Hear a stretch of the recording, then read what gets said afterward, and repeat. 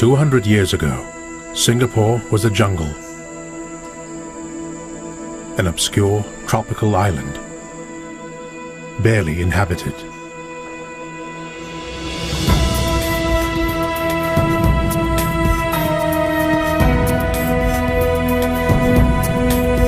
Today, it's an Asian tiger, an economic giant.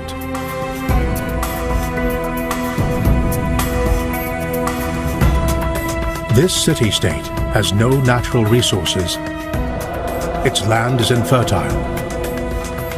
So why has it lured so many people from around the world seeking their fortune?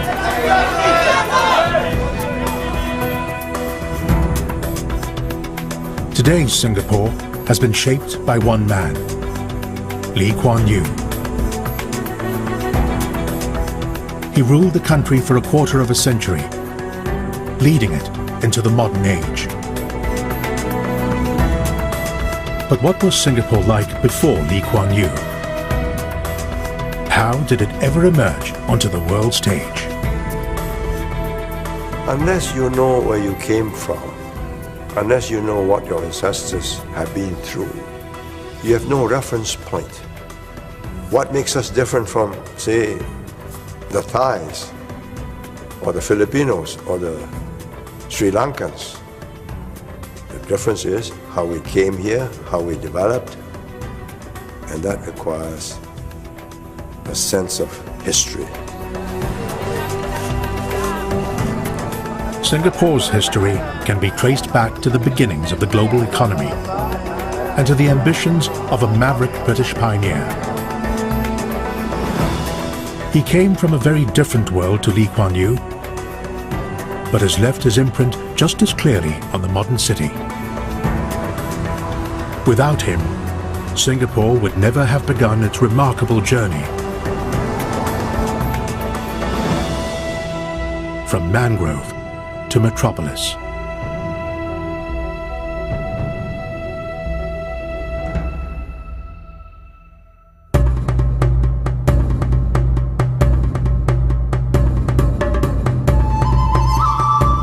Singapore is a tiny island that's been shaped by the grand forces of history. Back in the 19th century, the British were developing a powerful trading empire and had their sights set on Southeast Asia.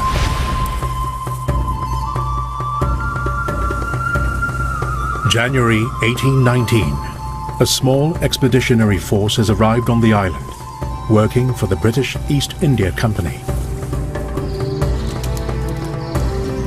The leader is a highly ambitious, determined young man, an official of the company. His name would become forever linked with Singapore. He is Sir Thomas Stamford Raffles. He was a man with a vision, ahead of his time perhaps, whereas most of the East India Company officials in this part of the world were basically here for the trade, perhaps for the adventure. Raffles had an idea of changing the world, of making it a better place. Raffles was fascinated by Singapore's history and carried out an archaeological survey of the island, looking for evidence of its glorious 14th century past.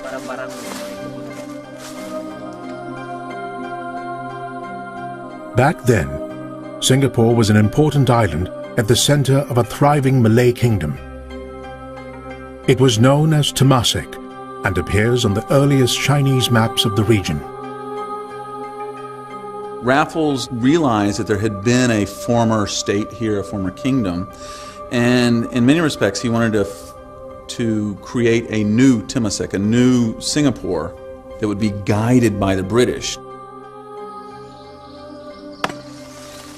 But Raffles had no legal right to do anything on this Malay island without the blessing of a Malay sultan. The local Sultan of Johor had already ruled out making any deals with the British, but he had a disgruntled elder brother, Hussein, with a rival claim to his throne. Raffles realized this and smuggled Hussein into Singapore,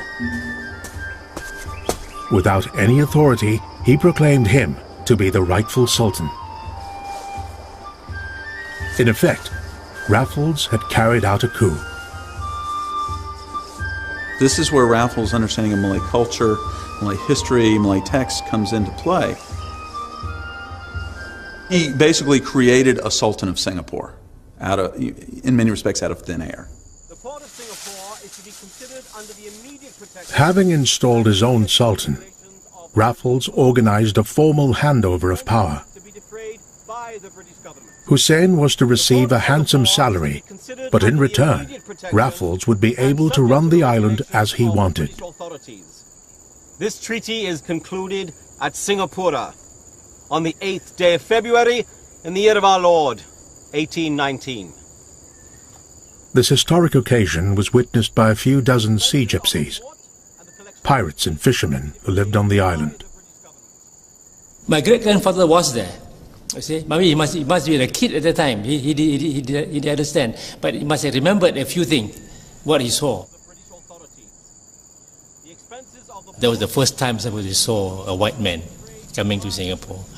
When they were just aghast, I suppose, and they didn't understand the whole thing about that.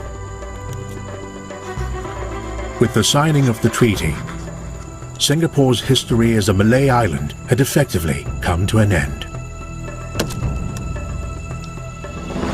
Company, face the flag! From now on, it was to be a British settlement in the hands of the East India Company. Company, salute!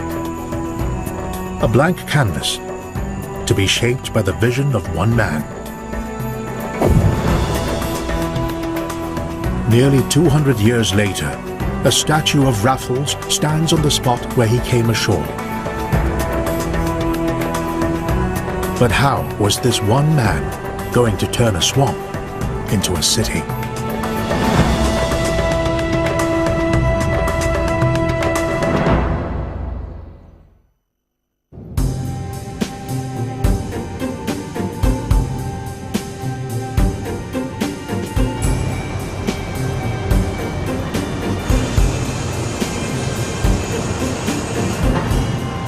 We live in a global economy where goods, people and ideas move freely across the planet.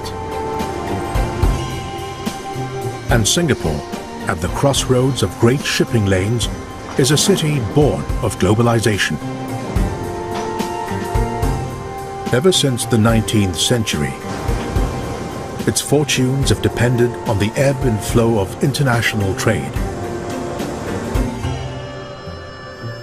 Back then, the world's largest corporation was based in London. The East India Company was unlike any merchant company of old. It had its own civil service and army, and ruled over 1/5 of the world's population. Its network of trade routes stretched across half the world, and in its heyday, the company generated more revenue than Britain itself. And its most valuable cargo was tea. Since the days of Marco Polo, Chinese tea had become immensely popular in Europe. Half the company's profits came from supplying this one fashionable drink. The British had cultivated a particular liking for tea, and the market was growing all the time. The East India Company found that this was a major item for their business and kept the company going. But what could they pay for the tea with? They had relatively little to sell to China to pay for the tea. This was a problem for the company for a long time, until they eventually discovered opium. Opium was the one thing that the Chinese did not have and did want in large quantities. And once the British discovered that the Chinese needed the opium and that they had supplies of it in India, an area like here, at the foot of the Straits of Malacca, turning round into the South China Sea, became very important in their eyes. The East India Company was producing opium in northern India and shipping it to China, where it was used to buy supplies of tea, which could then be sent back to England. It was the company's most profitable trade route, but every one of its ships had to pass through a narrow passage known as the Malacca Straits. To protect its interests, the company wanted to set up a port somewhere at the foot of the Malacca Straits. But there was a problem.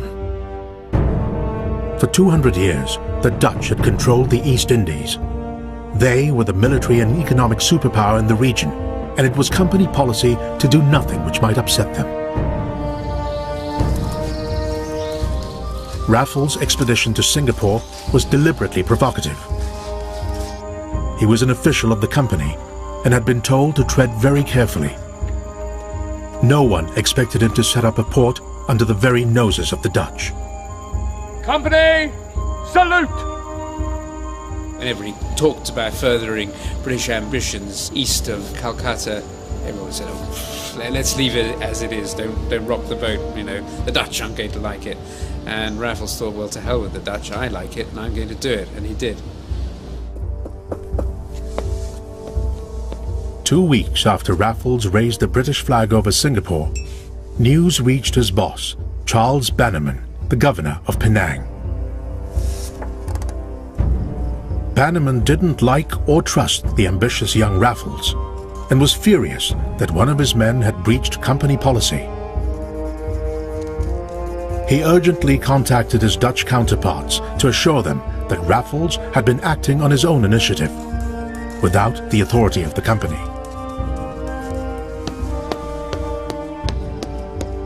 He was very effusive and said, "Very sorry, we'll call the man back. He was quite out of order, and I'm sure you needn't worry about him being there for very long." Bannerman's assurances stopped the Dutch from invading Singapore. They simply waited for the British to pull out. But Bannerman hadn't accounted for the mood back in London. The recent Napoleonic Wars had seen an upsurge in military pride and a greater sense of national defiance. Rather than giving in to the Dutch over Singapore, word was sent to Bannerman that Raffles should be allowed to stay put. There was great brouhaha back in Europe. In the end, the dust died down, and after a few years, it was a fait accompli. The Dutch weren't going to do anything about it. Raffles realized that for Singapore to survive, it needed to be more than a stopover between India and China, and become a port in its own right, attracting trade from across the region. But how could he persuade traders to come to his new settlement?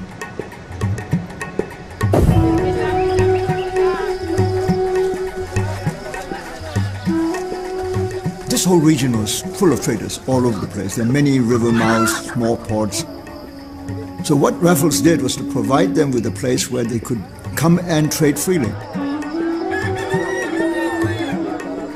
By providing that service, the word got around very, very quickly, and all these people realized that this was a tremendous advantage. If they brought all their trade to Singapore, they could bring in all kinds of goods, sell almost anything they could get without having to pay taxes. And there was just nothing like that anywhere else in Asia.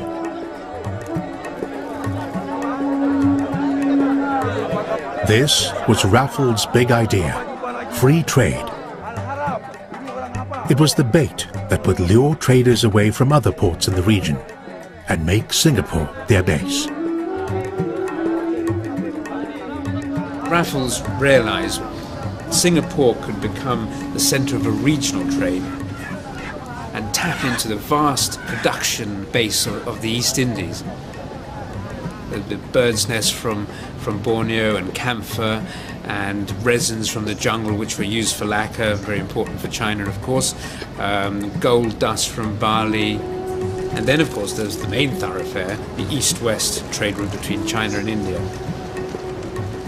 One contemporary description of the place said that the ships were coming to Singapore like bees clustering round a honeypot. The place was literally swarming with trade. Raffles was delighted by the success of his new trading post. He called it his little child. But he was to be an absent father. He was immediately summoned back to Bencoolen, a remote British base in southern Sumatra. His official job was as governor here, and the company insisted he return to his duties. He would be away from his little child for the next 3.5 years. In that time, people flocked to Singapore,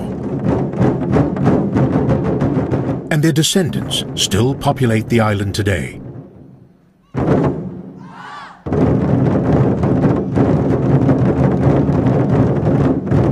A large Chinese community had already been living and trading along the Malacca Straits for centuries. Many simply moved to Singapore to enjoy the benefits of free trade. Others came direct from mainland China to escape the hardships of Manchu rule.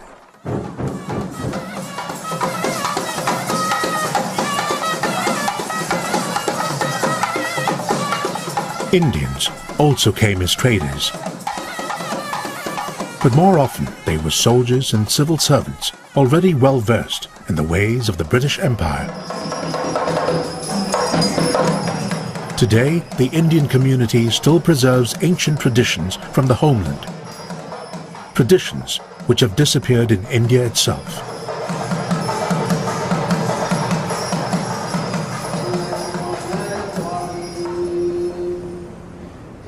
And Singapore's other great community, then and now, were the Malays.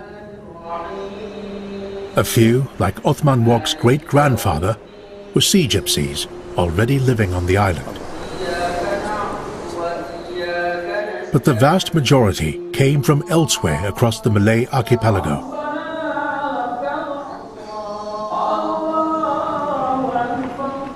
They came to make money, but also to worship freely.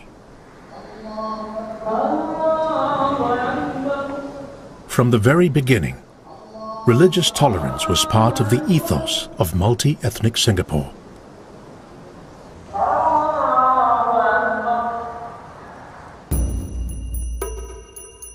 This is the oldest surviving sketch of the emerging settlement, drawn by one of the British officers.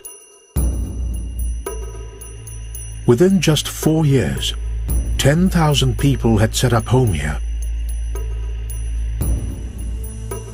Raffles had left his old friend William Farquhar in charge. He had lived in the region for many years and had a very relaxed attitude to what he called local customs. Slave trading was allowed. Gambling was commonplace. Even cockfighting, which Raffles despised. Farquhar also did nothing to stop the spread of opium.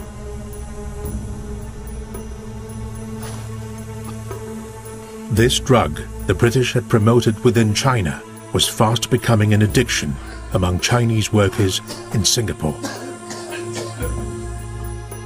People were free to come here looking for a fortune, but the, we'll say, application of the law might have been a bit lax. There was this sense of an open port where anything could happen. According to accounts of the time, there were robberies and stabbings every day. There was a tiny police force, but the policemen were often the first to be murdered.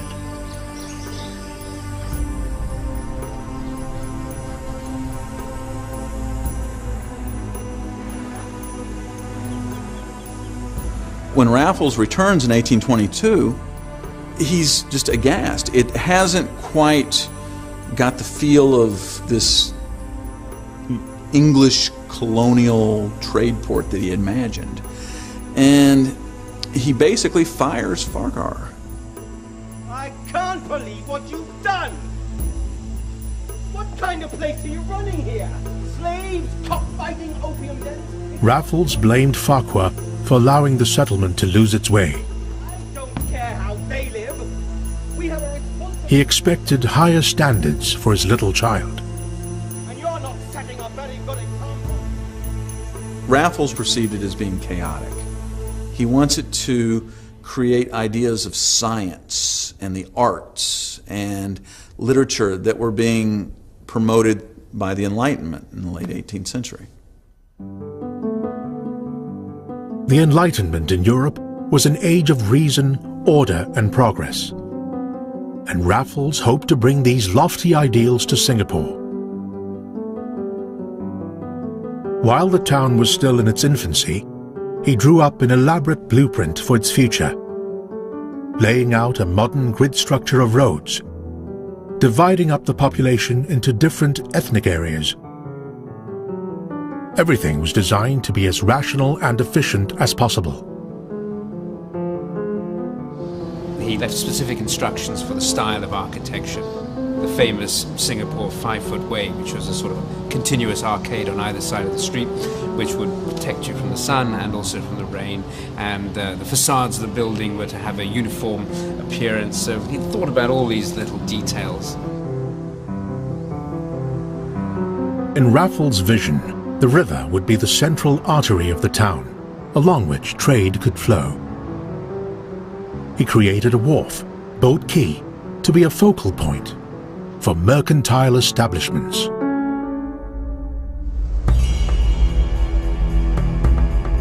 Today, the Singapore River is quiet, to be enjoyed by pleasure boats. But throughout the 19th century, cargo from around the world traveled along the river and filled the warehouses of Boat Quay, just as Raffles had predicted. The smell, the sounds, the atmosphere, the environment would have been very different. Moored alongside the banks would have been tongkangs, sampans, lightermen, and they would have blocked up this entire river with barely enough room for any big craft to move in. And people would be moving sacks of rice, of goods from the warehouses, from the go-downs, and that would have been a scene that you would have seen in the late 19th century, early 20th century Singapore. This was the place where commerce started in Singapore. This was the cradle of commerce. Today, the warehouses of Boat Quay have been closed down and relocated to the modern port. But Raffles' other creation is very much alive. Behind the quayside, he designated a swampy, uninhabited area to become the commercial center of town. The skyscrapers of the modern business district sit on exactly the same spot today.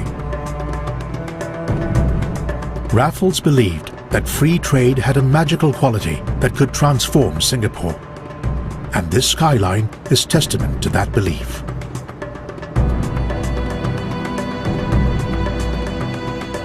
The central square in the business district still has the same shape and dimensions as when it was first designed.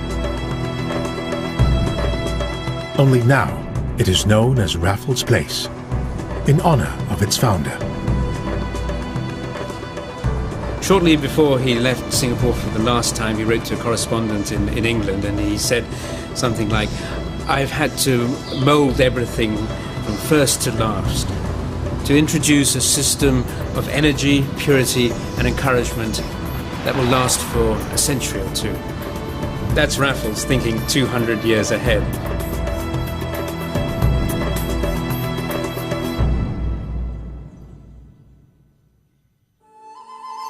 In June 1823, Raffles returned to England, suffering from a suspected brain tumor. He had spent just 9 months in total in Singapore. During that time, he had turned it from an obscure, irrelevant island into a bustling port and committed it to a future of free trade. But was free trade really as magical as Raffles believed? Could it alone conjure up the city of his dreams?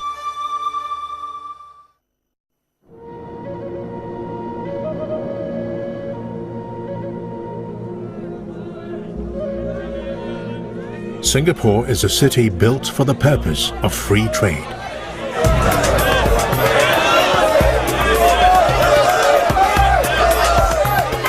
The idea that anyone can buy and sell whatever they like without interference from government has been at the cornerstone of Singapore's success since it was first introduced in the 19th century.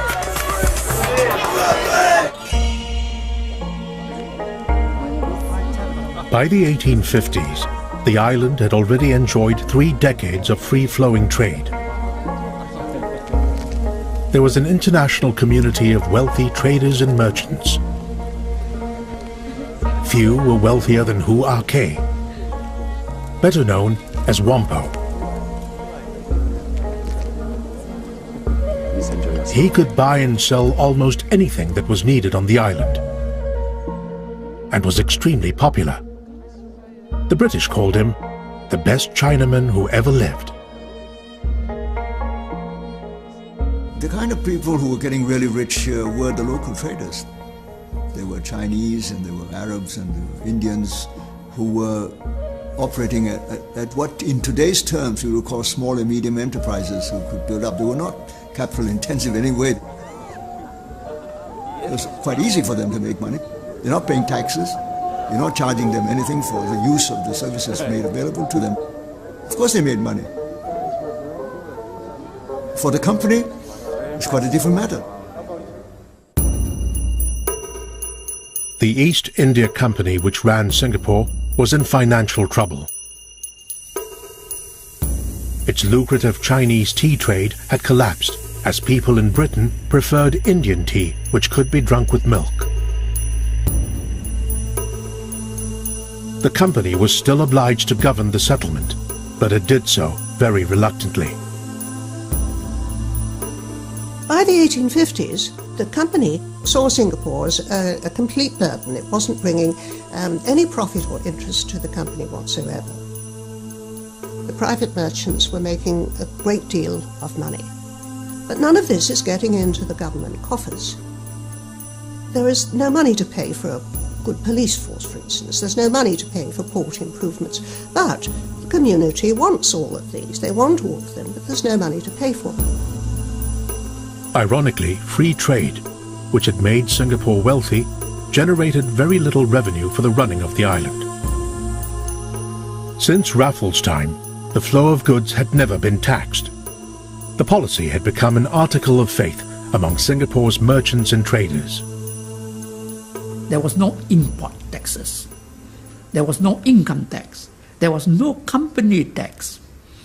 And we human beings had not developed at that point of time the GST, the value added tax. Then where do you get the money to finance your state expenditure? The company came up with an unusual plan to raise revenue by encouraging vice. The right to supply opium was licensed and auctioned off to the highest bidder. Whoever won the license was then free to sell as much of the drug as they liked, without any restrictions. But the more opium they sold, the more they needed to keep selling, because the company kept pushing up the cost of the license. It was a vicious circle. The company also took a slice of the profits from prostitution. There were 15 men for every 1 woman in Chinatown. Girls were shipped in from Japan to serve as prostitutes. Chinatown in the mid-19th century was rampant with vice. Behind the windows of the shop houses were opium dens and brothels. The British tolerated these squalid establishments because they generated revenue, which enabled the company to govern Singapore. But raising money from vice only stored up problems for the company. The opium dens and brothels were run by secret societies, powerful clan-based organizations with complex roots in mainland China. These secret societies had a grip on the people who were members of the organization. And these were coolies, rickshaw drivers, shopkeepers, and even traders. Now, the British didn't really understand how they operated because they appeared to the British to be very mysterious criminal organizations because of their elaborate rituals of membership. They also threatened law and order in Singapore because of fights between rival gangs and secret societies. Each secret society demanded the complete loyalty of its members.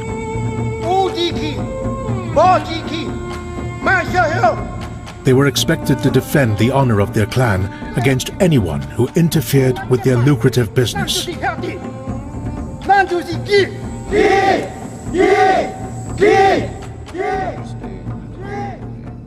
want to thank you for all of your call. The company officials sought the help of prominent local Chinese businessmen such as Whampoa to control these organizations.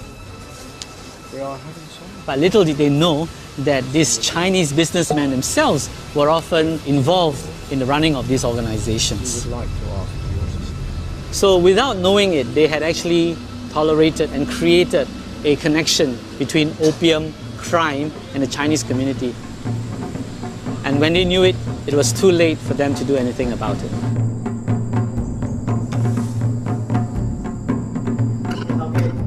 The city was developing a reputation for sleaze and vice. It was known locally as Singalore, and the company had neither the will nor the way to improve things.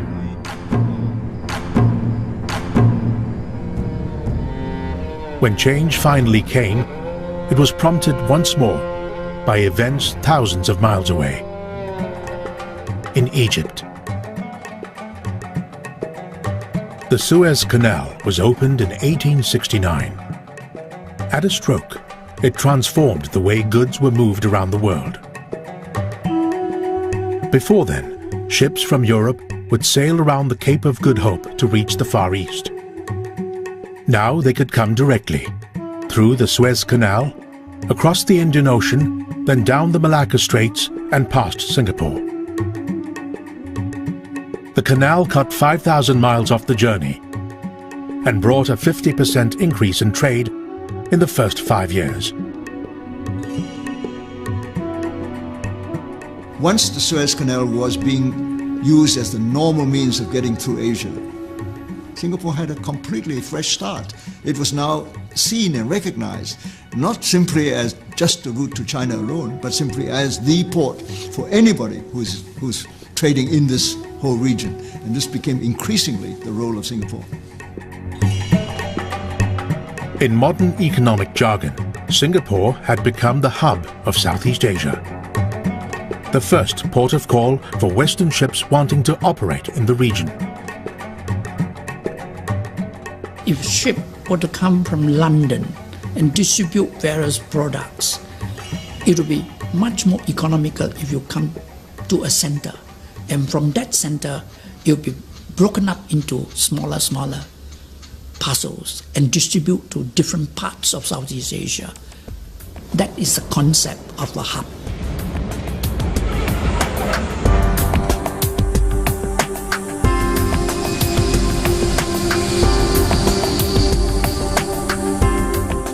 As the region gets richer and richer, Singapore was trading with more and more countries, and up to today, Singapore is the 16th biggest trading country in the world.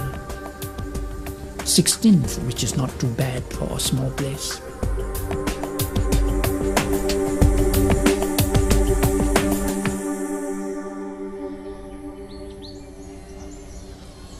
Singapore's fortunes received a further boost from another part of the world. In 1877, 6 small trees were smuggled out of Brazil and sent to the botanical gardens in Singapore. The director of the gardens was a Scottish botanist, Henry Ridley, who realized they were rubber trees and well suited to the climate of Southeast Asia.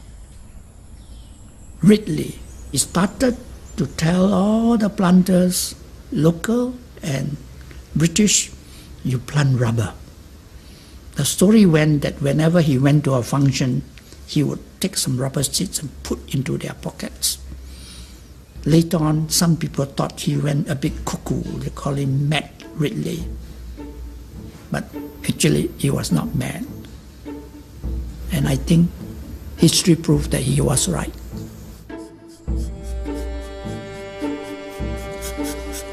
No use just have the plants, but how do you tap the latex? So he devised a system of tapping. You only cut some parts of it in a V shape so that the rubber latex could dip into a cup and you can collect from the cup.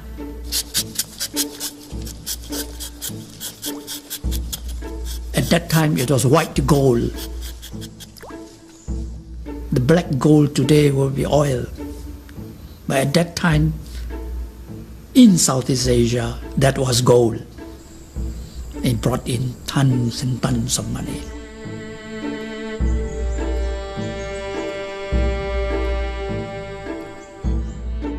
There was not enough land in Singapore to meet the global demand for rubber.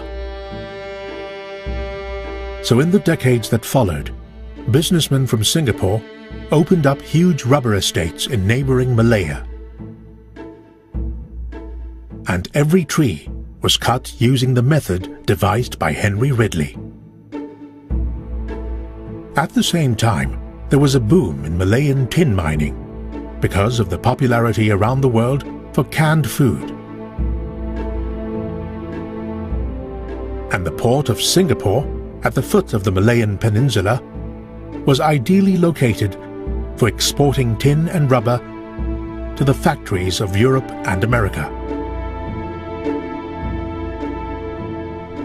Well, once the rubber and tin industries developed in Malaya, Singapore became a very important port through which these two commodities were shipped out. So they were sent out to Singapore, processed in Singapore, and then distributed to the rest of the world. And what this did was to make Malaya, the peninsula to the north of Singapore, the natural and economic hinterland of Singapore. And they both became an integrated economic unit. It was increasingly obvious to the British that Singapore was too important a link in its trading empire to be left to the whims of the East India Company. The island was turned into a crown colony to be subsidized by the British government from London. And after years of neglect, it was given a facelift, befitting an important colony. New roads were built, new public buildings, a police station, law courts. There was a reason for investing in good government in order to keep up the British name of providing a good legal system and the kind of prosperity that would attract more traders and more people would come and invest there and use Singapore as a base for further trade. All these things, I think one thing leads up to another. And by providing good government, everybody would make more money. Singapore was no longer run by company employees, but professional civil servants, imbued with a Victorian sense of morality their predecessors never had. For the first time, British officials learned to read and speak in Chinese. After half a century running the island, they could at last communicate with the people they were governing. And the new governors were not just businessmen anymore. They were graduates of Oxford and Cambridge. They were people with a mission. It was an imperial mission in which the best of British civilization, so to speak, would be offered to these people who had so much to learn.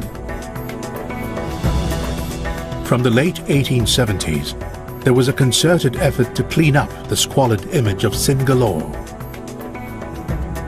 Opium was officially discouraged, prostitution was regulated, and secret societies were banned.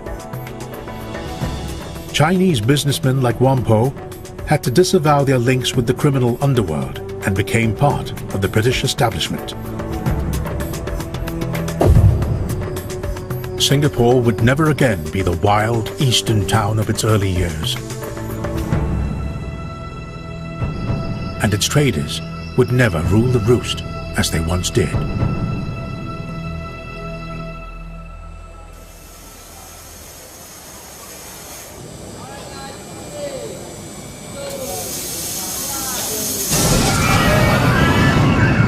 Today, Singapore's latest tourist attraction, the reverse bungee, sits on the very spot where Whampoa's riverside warehouse used to be.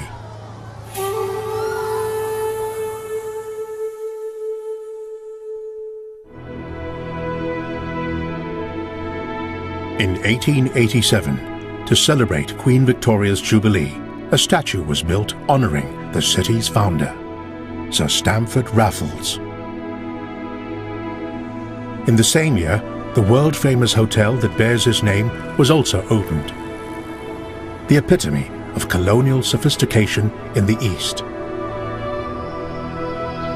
By this time, Raffles had been dead for 60 years, but his little child had finally come of age.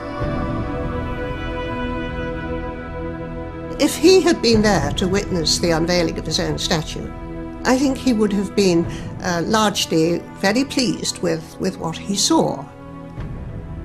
The prosperity of the place and the fact that it was this great hub of trade, the general freedom that people had to live as they liked, that would have pleased him too.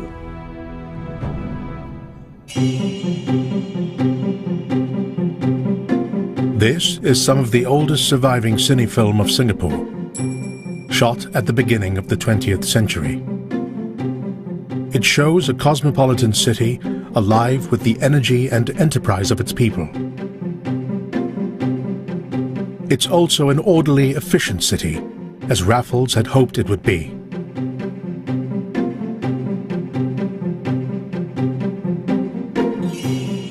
But how much of Raffles' vision is still alive today?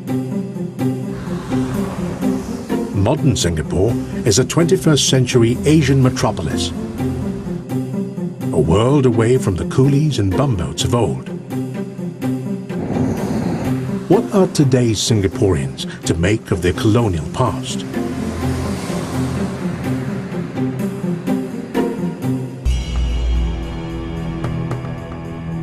Singapore of old was the creation of Sir Thomas Stamford Raffles. But the modern city-state has been the work of another man, Lee Kuan Yew. In 1959, he took control of Singapore, leading it out of the British Empire and towards independence. But how would Lee's Singapore deal with the legacy of its colonial past?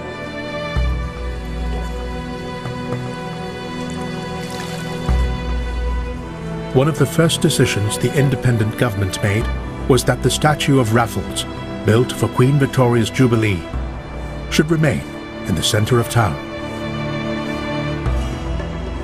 Modern Singapore would be built on the same foundations as Raffles' little child. The legacy is that of connectedness with the world. That was what made Singapore get off the ground. From a barely inhabited island, infertile, of no consequence to the world, he made it an important hub. And that we must keep up, because otherwise we would sink back to a fishing village. Raffles left behind the importance of free trade. That principle has been upheld by the British government, by the independent Singapore government throughout. That was never touched. Raffles' presence is still felt in modern Singapore. Across the street from the old black Victorian statue, a new white replica now stands. It's refreshing in some ways in this anti-colonial age that you get the not only the acceptance of this figure, but almost a glorification. Singaporeans often seem to think that their founder was a lily-white god almost.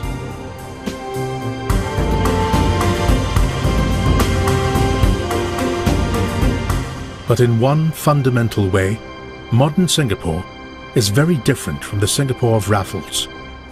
The flag that flies overhead is no longer the Union Jack. and its people are no longer colonial subjects.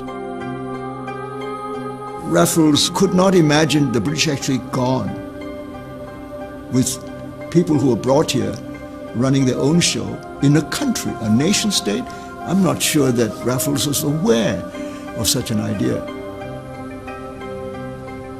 He never had to worry about whether the thing was a self-governing or whether there was a self to govern. The British governed it. You came, you do your business, make your money, go back if you like, stay if you like.